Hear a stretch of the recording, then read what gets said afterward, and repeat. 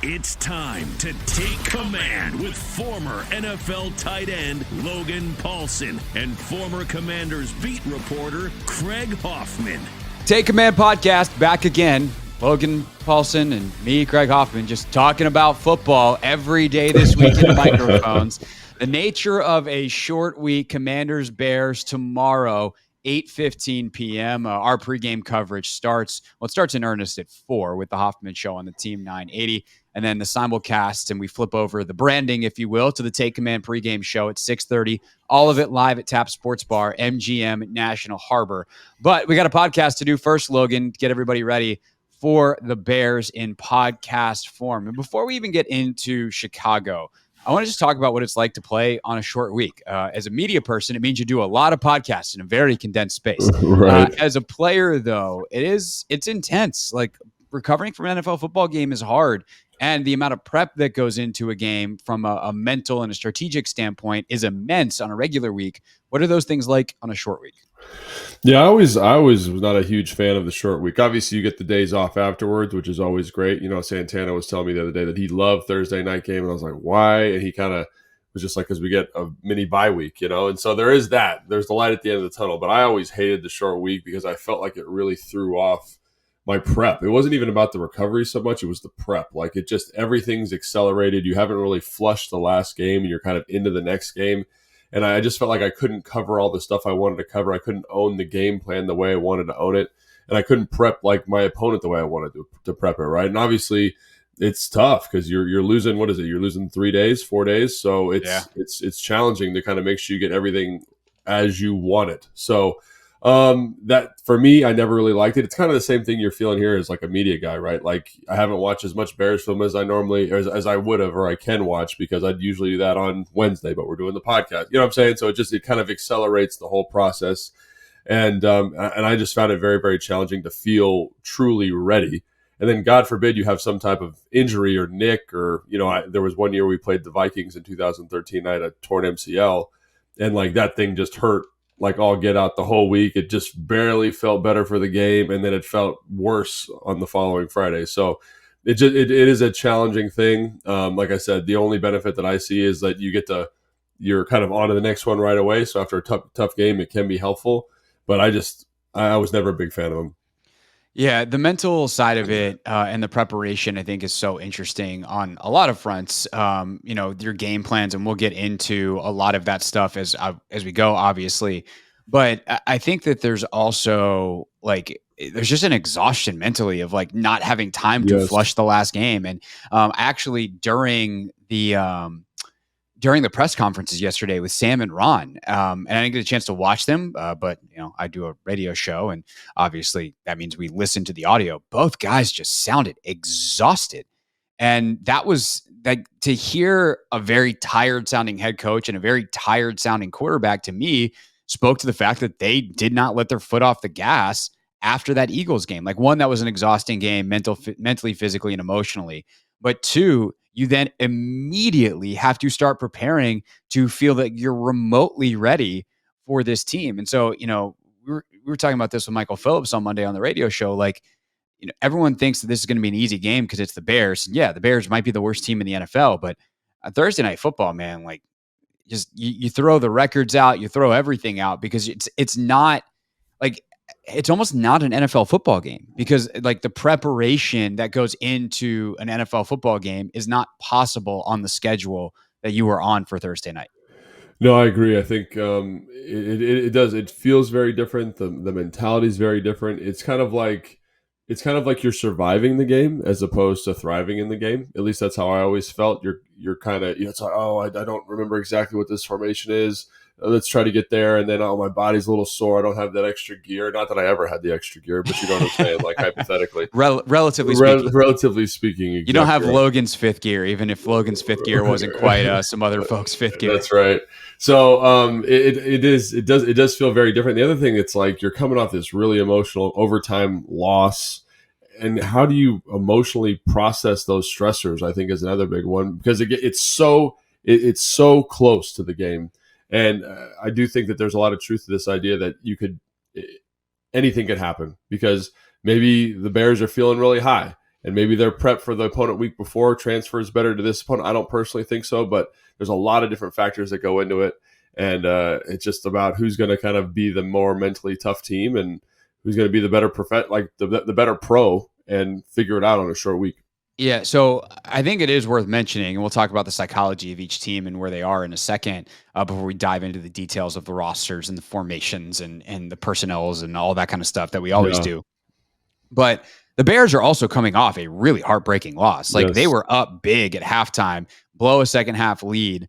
They have a 4th and 1 late in that game where they could have kicked a game tying field goal, or I don't remember what this whether it would have put them up 3 and then the Broncos tie, but like what ultimately would have resulted in them going to overtime with Denver. And then they're driving again after that, and Fields throws a pick to seal the game when they're really close, if not already in field goal range. So, the Bears are coming off a pretty bad one on the loss standpoint, and they have yet to win a game this year, versus the Commanders like have a kind of a bounce back performance in a loss to a very, very good Eagles team, where they, in soccer, there's some ties that feel like losses and some ties that feel like wins. And this was almost a loss that felt like a win in some respects. Sure. Because you have that late tying drive and then you wind up losing it in overtime. Although the way the locker room reacted afterwards, maybe not. That well, I mean, they might not feel my own that way, emotions. but I think there is, in terms of which is better, the ones that the Bears threw away. So in addition to the interception, they also had the sack fumble on the keeper where he's trying to throw the ball away. It ends up being a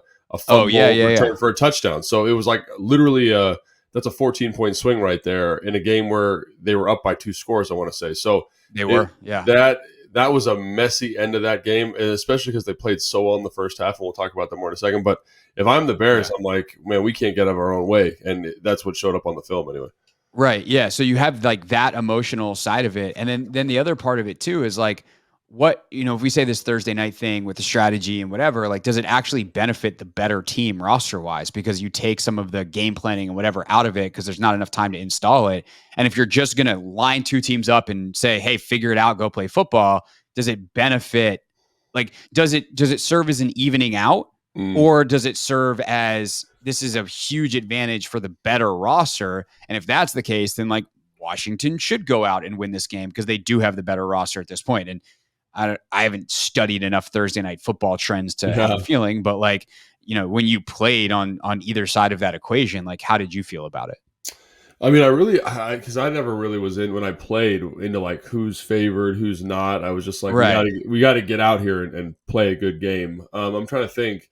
My success rate on Thursday night football was not great in my career, but I definitely would assume that it favors the better roster. But in this case, I'm not sure that it does because of all kind of the weird stuff that Chicago does. And by weird, it's not like, they're running like the wing tee or something like that, but they do a lot of stuff offensively and defensively that's enough of a wrinkle that takes a lot of time to prep, and you're never going to get like a mastery of that in a 2-day walkthrough kind of Thursday prep. So I do think that there is some stuff here, even though this roster is better, that Chicago just does, that's part of their DNA, that it's annoying to prep for in a short week because you'd like another couple days to get ready for it. Like, for example, if you're playing Philly, you don't even really need to do any prep because you know exactly what they're going to do. Like, you're familiar with them. That's a divisional opponent. Maybe that's a bad example because they're in the division. Maybe the Kansas City Chiefs. The Kansas City Chiefs have run the same offense for the last 5 years. So when you played them last year, you're like, oh, I know that. Oh, yeah, this is what we did last year. Oh, that worked really well, and it makes it really easy. Here, Chicago. Or if you're Washington and you're playing Kansas City, it's like, hey guys, remember training camp? Yes, exactly right. And so with this game, it's just like they do enough different stuff that I don't think it's the benefit of having the superior roster does not carry as much weight in this game because there's a bigger mental load, I would say, offensively and defensively. The last thing I want to talk about before we get into that stuff in detail, and we keep hinting at it, I promise we will get there, is kind of the psychology of where each team is at this point in their season. Because Washington, I still feel like probably like defensively, they're like, we got to figure this stuff out, but hey, we're getting close. Like we like certain things we're doing. Offensively, I feel like the confidence is probably high. But what's it like to be on the other side? Like if you're Chicago coming into this game, you're 0-4, you thought you finally had one, and then it slips away, you throw it away, probably is how you feel about it if you're them, based off what we were just saying. Like, how hard is it to mentally bounce back and get up for another game on a Thursday night, that quick turnaround. And what's it just like to go to work every day when you're on a team that frankly is not very good? Yeah, it's tough. When I was up in Chicago, we were not a good football team. Like we were having a rough go when I was up there as well. I think we won 2 games or 3 games, something like that. And it is very fatiguing mentally because you come in and you have to kind of be, at least this was my thought, you have to kind of be the same person every day. I have to be a professional. I get here at the same time. I do the same film study. I am like that. That's my schedule. And no matter how bad or down the team is, like I'm gonna finish in practice. I'm gonna be upbeat. But it is at some point. You ever heard the saying like "fake it till you make it"? Like that's kind of how it feels. Like every day, it's like false enthusiasm, false this, because you kind of know that you're not a part of a good organization, a good team, and the good organization thing, because like all that drama that's going on with the DC and all that stuff that's happened up there, it's not great, and it is very stressful, very fatiguing, and it's hard. It's hard to kind of get up for each game, and unless you have a like really solid leadership group and really strong coaching staff, it can get really sour really quick, and guys, not through no fault of their own, will just start going through the motions, quite frankly, because it's like I'm getting paid, got to make it to the end of the year, my contract's up, or I can't get hurt, and then you kind of start playing for next year. And obviously it's still early in the season, 0-4, you can still kind of do some stuff here and turn the season around, but one more loss and it looks completely different, and you're kind of like, maybe you start getting into that more. And especially with a young quarterback, I think it's exceptionally challenging. It's tough when you're playing in that environment every single day. It's not fun. I can't even, like, it's like if you knew everyone in your company was going to get fired at the end of the year. That's kind of what it feels like. How would you perform? You would be like, I'm going to do my job as well as I can because I don't want to get fired, but everybody else is in trouble, and you're like, it's just this, like, there's this looming ominous cloud that, unless you start winning football games, is always there every single day. Yeah, you're like, that light at the end of the tunnel is a train. And it's not great. Time. Yes, it's not and great. by the way, like, something unique to sports, because nobody roots for corporations. Well, maybe some people do, but that's maybe a different podcast. Anyway, the point is, we had a caller that called into the radio show yesterday who lives, like, Commanders fan who lives in Chicago. And he's like, what you have to understand is, up here right now, the fan base is already like over this season, I bet, because they've got the first round pick from Carolina and their own. And they're like, what if we pick 1-2 in this draft? Yeah. And like, it is a loaded draft. Caleb Williams is sitting at the top of it. You could wind up, for a franchise, by the way, who I kid you not, and Logan, you might know this, but for Commanders fans who thinks we've had a bad run of quarterbacks here in Washington, we smoke the Bears. 100 and whatever years of Chicago Bears football, the best quarterback statistically they've ever had is Jay Cutler. Yeah, I was going to say. Like, Jay is far and away statistically the best quarterback they've ever had.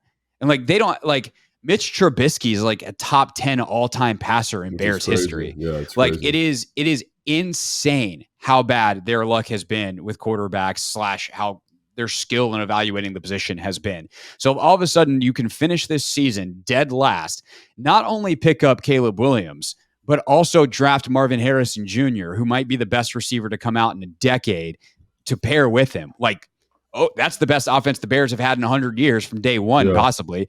So like, there is real angst and anxiety and I would say hope for being bad. But if you're a player on the team and you feel that from the fan base, like, that can't be very fun either. So no, it's tough. It's a tough situation there in Chicago. Do not wish that on anybody. But that being said, Commanders, like, you can't just be like, all right, well then we're good. Like, they're pros out there trying to turn this around and trying to win games, and it's not going to be a walkover. Absolutely. And I think that's one thing fans often forget. It's like, oh, they're playing the Bears. When I was on bad football teams, like, you knew you were on a bad team, but you're in a job interview all the time. And they always talk about how, like, pro scouting departments watch your last 3 games of film. So I was always in my mind, this needs to be my best game of my career every single week. And there's a lot of guys that approach that way because ultimately it's a business and it comes down to money. And these guys, they understand that, the Bears guys, no doubt in my mind. And they're going to play hard because they want to still be in the league next year. So And this is a good opportunity. I think they offensively, I think they probably look at our defense and say they've got some talented pieces, but they're susceptible to big plays. And we were able to crush the Bills and be in a game, or the Broncos, finding big plays. And defensively, maybe we can steal a couple here and there on a young quarterback with some pressure because we like to blitz a lot. Like, let's go get it. You know what I'm saying? And it's a short week, and they can't prep the stuff that we've got. So you never know. You never know. All right, so let's get in to the details.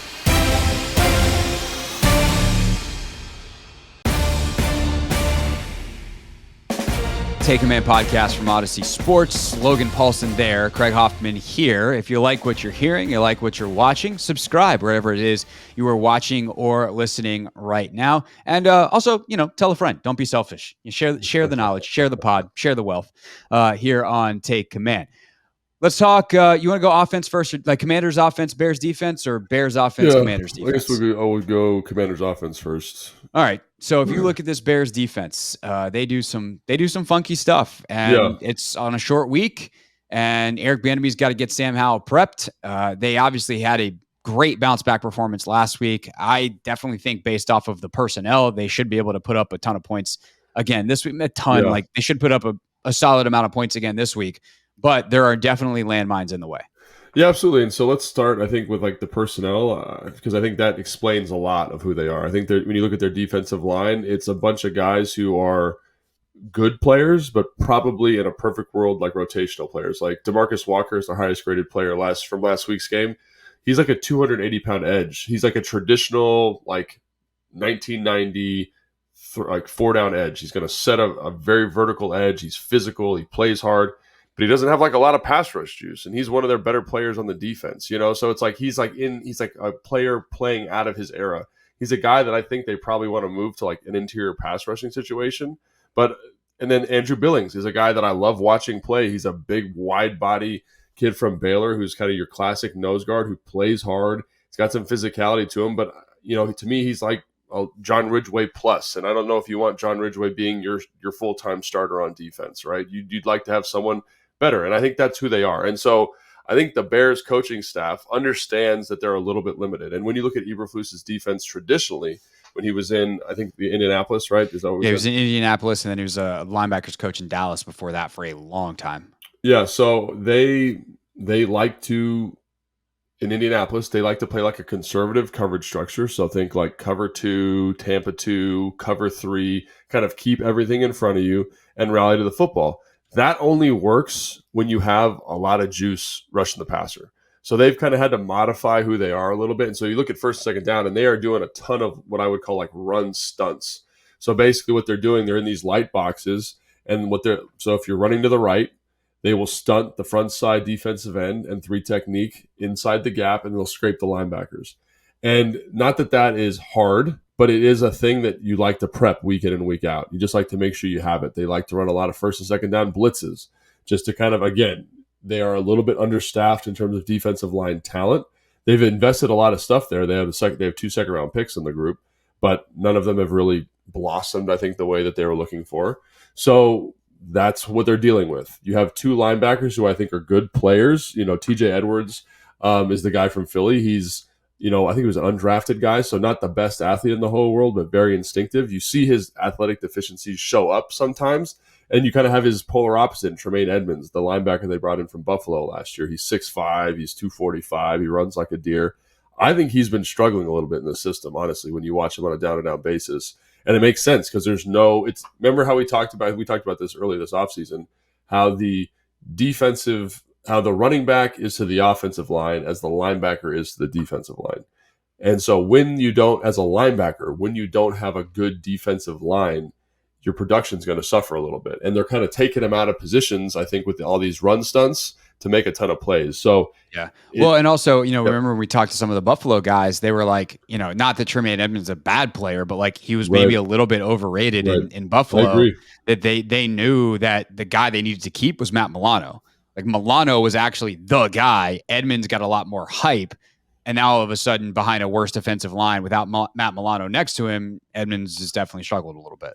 Yeah, and then I think when you just go to the next level of the defense, it's kind of the same thing. Obviously, Eddie Jackson's the bell cow back there. He was hurt last week, I think, though, or he was on the injury report. I don't know if he played or not. I have to look at the film again. But they got Jaquan Brisker playing next to him. He's like a box player, and when you watch him, I think he's basically like a linebacker.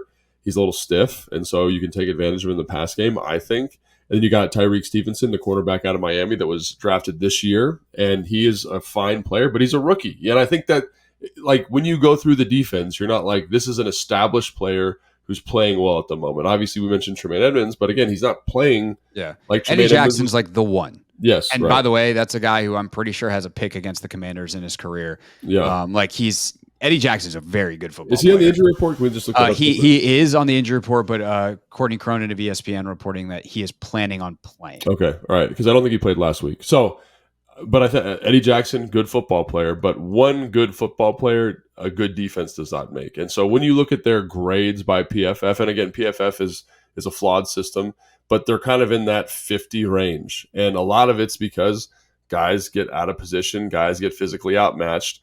They play hard. They play really, really hard, which is good, and it gets them out of a lot of stuff. But in terms of overall talent, it's not something you're like, whoa, we really got to. It's not like Philly, where you turn on the film and you're like, oh my gosh, Jalen Carter's a beast. Oh my gosh, Jordan Davis a beast. Oh my God. Like, there's nobody like that in this group, really. They play hard. They're relatively disciplined. But again, it's a new defense for that whole group. So there are some mental mistakes. There are some hiccups here and there. So it is a group that I feel like if you can handle some of the unusual stuff they're throwing out on first and second down, I think you should be able to kind of, I don't want to say dominate, but should be able to kind of comfortably control this game offensively. Yeah, it's interesting watching the Denver game back because Denver was in a lot of heavy personnel. They had they ran the football a lot and then had a lot of downhill play action. So it was like kind of the antithesis of what we would talk about last year with Scott Turner, where it's like, hey man, like you're not running the same play actions and passes and runs. Like, can you match them up so it's not so obvious? Like Denver was like every play Russ is either handing the ball off or going to look like he's doing the same handoff and then pulling out and going play action. So like there's a very different style of play to study from last week's game.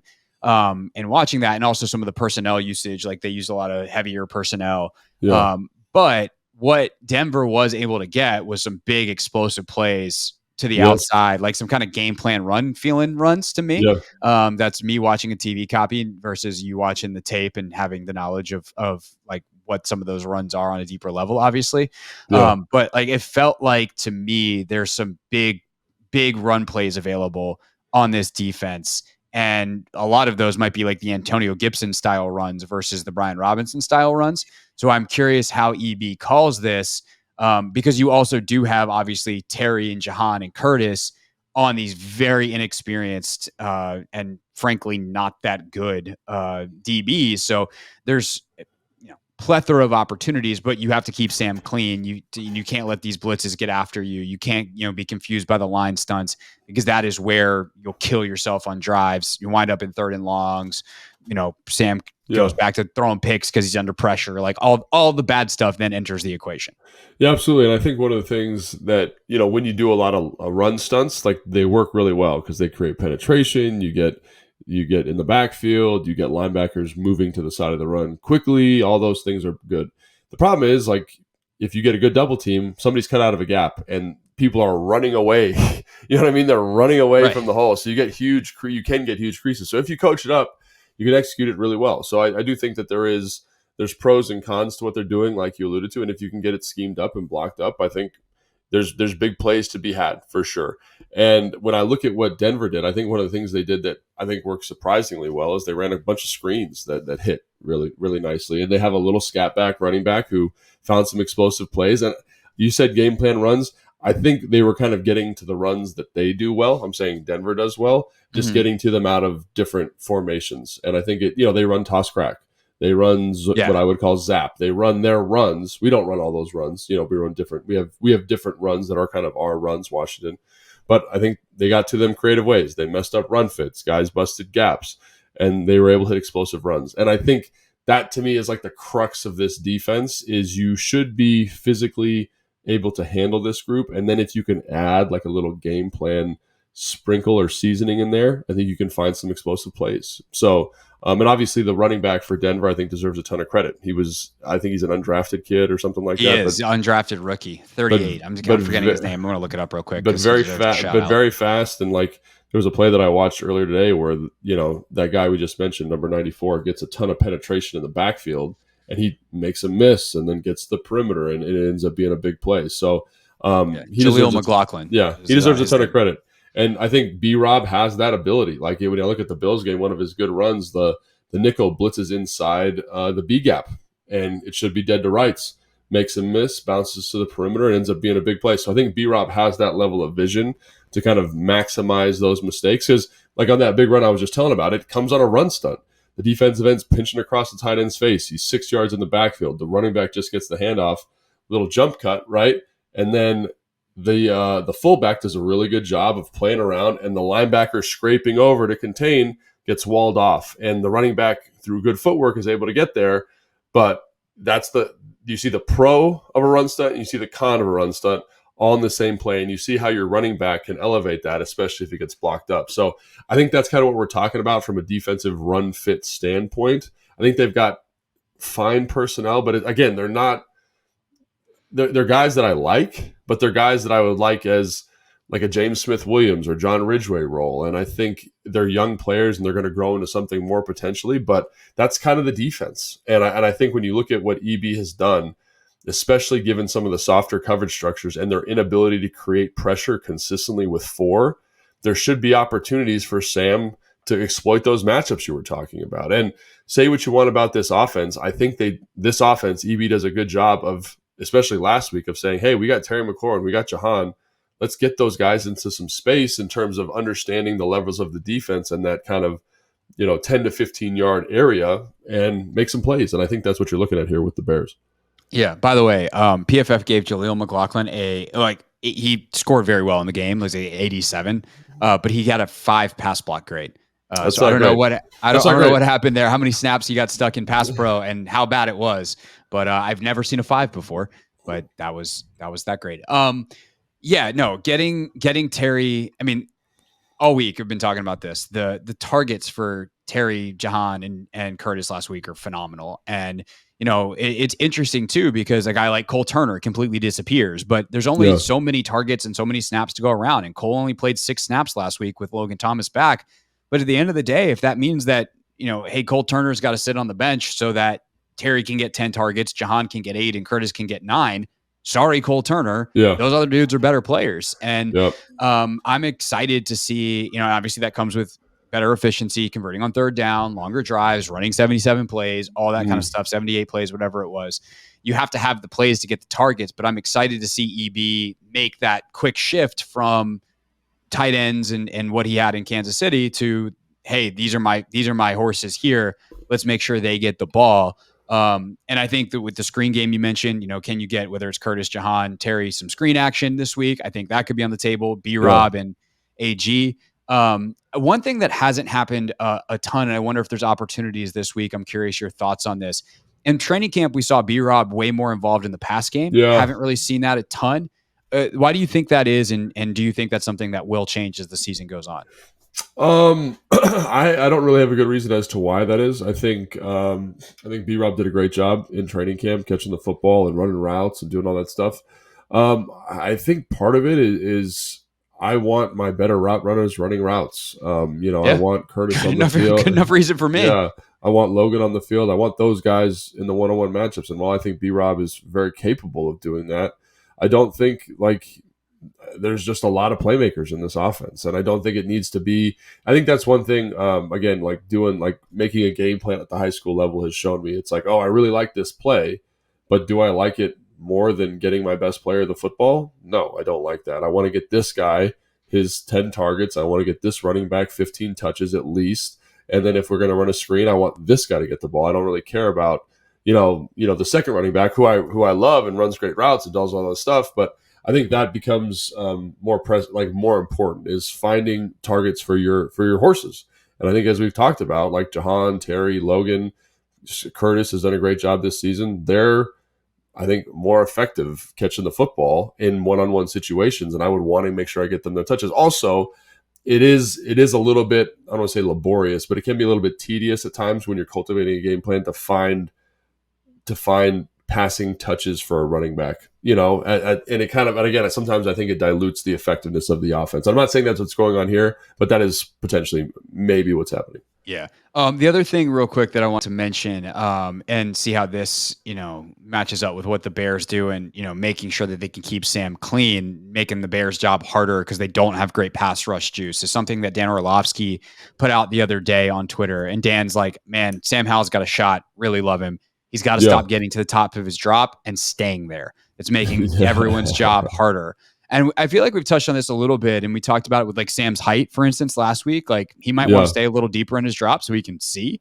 But when we talk about what Chicago does defensively in their D line, like moving Sam a little bit or making sure that he's manipulating the pocket properly, that if he doesn't do that, that enhances a bad pass rush. You want to keep Chicago's pass rush ineffective. So what do you make of that analysis from Orlovsky, and how does that kind of play into the game plan this week? Yeah, I mean, what Sam's got to do. I think Orlovsky has really great insight on that stuff, and I think he played quarterback, and I think when you watch it, you see it. There's times where I'm like, Sam, like, Tom Brady, not a great athlete. I don't think anyone would say that by his combine numbers, right? Right. But one of the things he was watching him run for any number of 20 years in the league. Right. But the one thing he was exceptional at was the subtle kind of feel in the pocket that elevates offensive linemen. And there was a couple times in the Bills game where I'm like, if Sam is a little bit more experienced, he probably helps avoid a pressure, or helps avoid a sack, helps avoid a hurry here just by a subtle movement. And again, right now he's doing big movements. He's like, I got to get out of the pocket. I got to run out of here. Or I stand, or like Orlovsky said, I stand here. And so again, I think that's something that is going to be cultivated over time and get better as you go. But with regards to the Bears' defensive line and their ability to create pressure, unfortunately, they're not very good at it. So, or fortunately for the Commanders, they're very good at it. So, I think the offensive line should have an outstanding day. I think if EB calls even a fraction of a game that he called against Philly, there should be no pressures. There should be no sacks in this game. And I'm saying that, what is this, on Wednesday? They just don't have a guy where you're like, oh my gosh, this guy, we can't, like, how do we block this guy? How do we match up? Like, what's the solution? I'm watching their hurries right now. They're come on like keepers, nakeds, like where there's nobody blocking the defensive end, or when a quarterback vacates the pocket unnecessarily. But the pockets are, I'm like 15 in right now. They've been immaculate. So I don't think there's a guy. Obviously, Yannick Ngakoue is the guy that you bring in as kind of the pass rush guy for hire. I don't think he's got the juice anymore. And I think Leno has had a really good matchup when he matches up with him. And I think Wiley matches up with speed rushers really well. So I think, again, I don't want to be besmirching anybody in the NFL because it's hard to be in the NFL. It's hard to play football at this level. And maybe DeMarcus Walker, because he's a power rusher, doesn't match up great with Wiley, and that becomes a little bit of an issue. But if that's even a semblance of an issue, I'm just going to chip the hell out of that guy. And again, there's not enough guys on the line that you say, we have to account for this and this and this. It's like, maybe that, probably not this. And so I think that's the thing is, if Sam and EB have the relationship in terms of game flow and Sam understands where the check down is, I don't see this being a huge issue this week.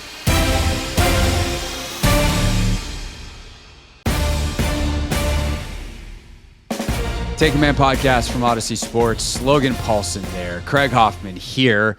And we have one more side of the ball to talk about, which is the Commanders' defense against Justin Fields and the Bears' offense. Of course, don't forget, we'll be breaking all this down as well. Pre-game, 6:30, the official start time for the Take Command pregame show live at Tap Sports Bar, MGM National Harbor. We'll be live on YouTube at 1067 The Fan and at the Team 980. And, of course, live on both radio stations and the streams on the free, they said, Logan, Odyssey app. Nice. All right.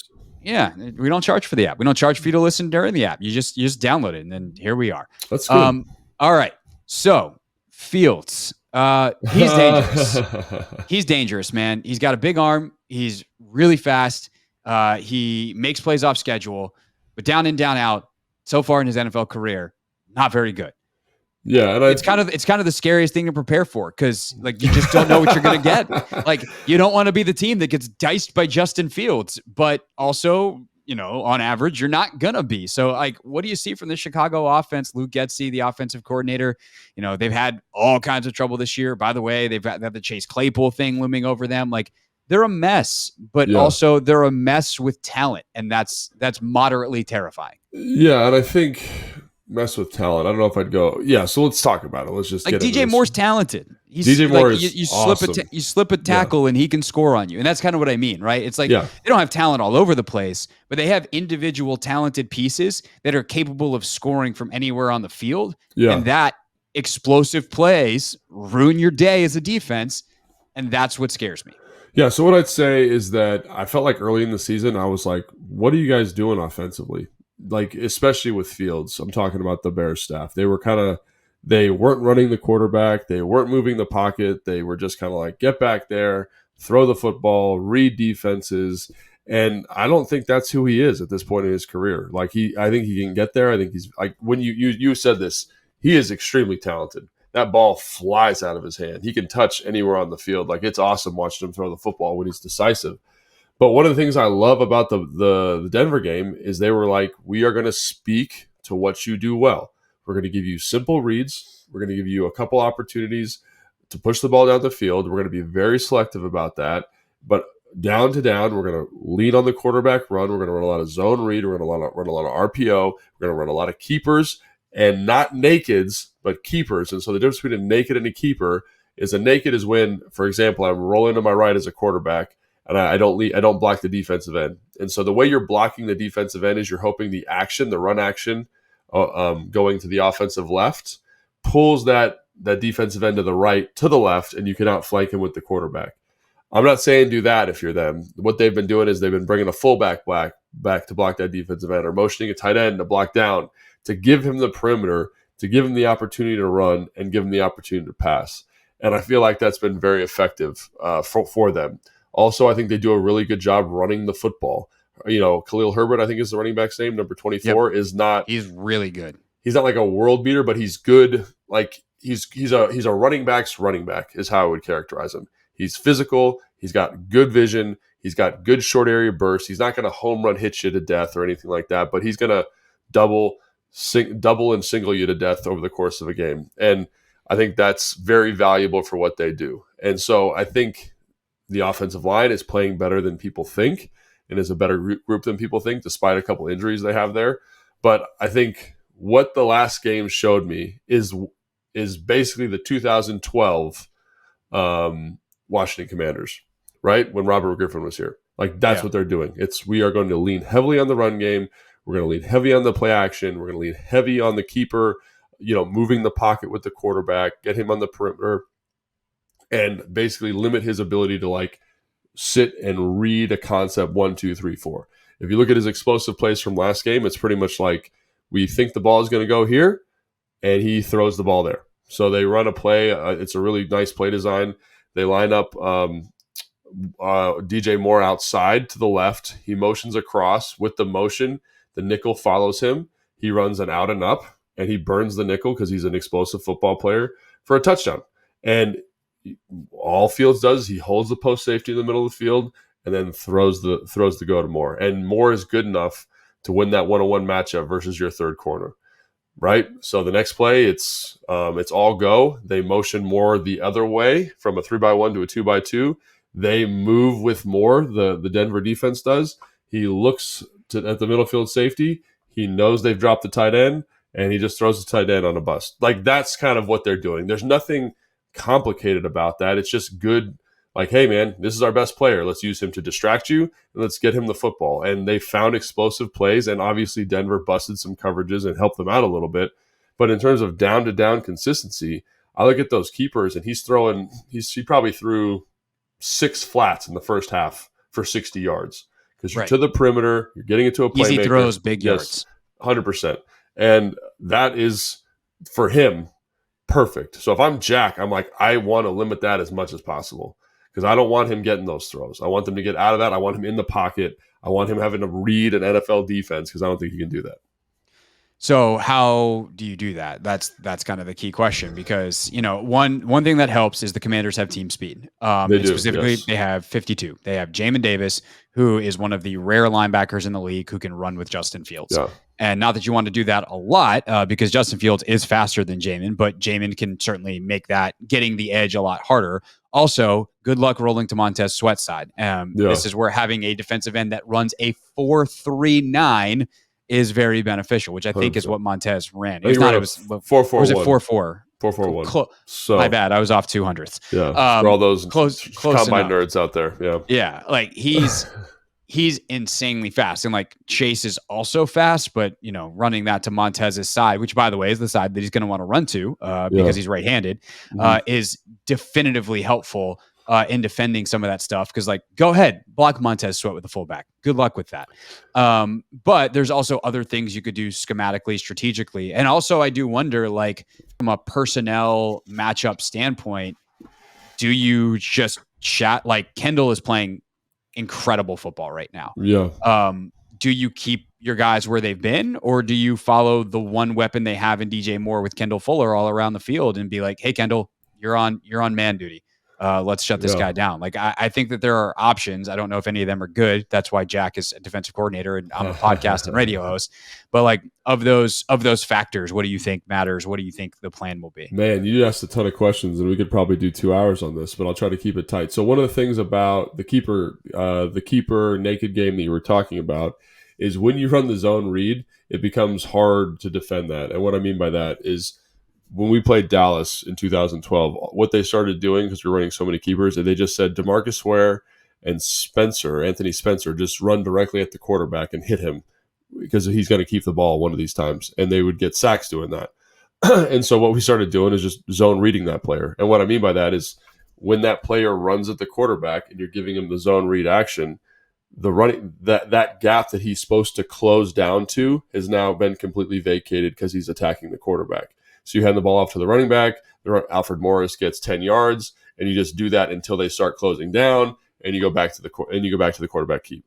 So what Jack has done over the course of his career, he's done a whole bunch of different things, but he's put that defensive end into 6, had an overhang player, the linebackers scrape over top. So you give them a false read, and that linebacker, who's Jamin in this case, or Cam, can help with the keeper. So there are a couple different ways, but everything you do has a negative, right? So when I do that, when I take Jamin out of the box or whoever out of the box to match the keeper or match the zone read, I'm now making myself susceptible to something in the A or B gap because that's where he's traditionally fitting that run. So it's a layer thing about I can't do the same thing all the time. So like maybe one time I let Montez just go get the quarterback, and maybe one time Montez is stunting and Jamin's scraping, and maybe one time we have Montez just read the quarterback out and give him no read, like kind of a muddy read, and so then he makes a mistake and then Montez gets a tackle for loss. So there are layers to it, but I think what kills you is when you get in saying there is one solution to this problem, and that's what we're going to do. I think that's where the mistake lies and happens. So, and with regards to Moore, like he's an exception. He reminds me a lot of Steve Smith. I know Steve Smith is one of your favorite players. He's one of my favorite players. Yeah. He's kind of that undersized guy who's like hyper physical and can win 50-50 balls. And to me, the guy that I would want on him in this defense is Benjamin St-Juste. And Benjamin St-Juste has just shown an ability. I said this last week. He's shown an ability and a confidence to match up with top-level receivers at kind of all levels of the defense. And if there's a matchup that I want that guy, our guy who's 6'3" with long arms and physical at the catch point and physical at the line of scrimmage, to disrupt that. That's what I want. And obviously, St-Juste has done an excellent job playing nickel. He was the highest graded player in the defense last week via PFF and did a great job with some open field tackles and coverage responsibilities. So maybe you don't want to move that piece out of that spot. But I just think about training camp. I think about all of the opportunities he's had last year, matching up against Justin Jefferson. I say, that's the guy I want. But that's, I think, what we're getting to here is that this team, this Bears team, which on paper is not very good, because of the scheme, because of the running quarterback, on a short week, it presents issues that you have to really think about and kind of say, what's the best way to stop this? And if I'm the Bears, I'm saying, what's the next evolution of this? Because like when they did this to New York last year, New York with Daniel Jones was doing the same thing, a little bit of zone read, but more keepers to the perimeter, nakeds to the perimeter. Dallas comes into town, really jacks them up. The next week they play Washington, and they have an answer for it, and we can't stop the keepers. So if the Bears are kind of one step ahead in terms of this evolution, it can be a very challenging solution for Jack to find.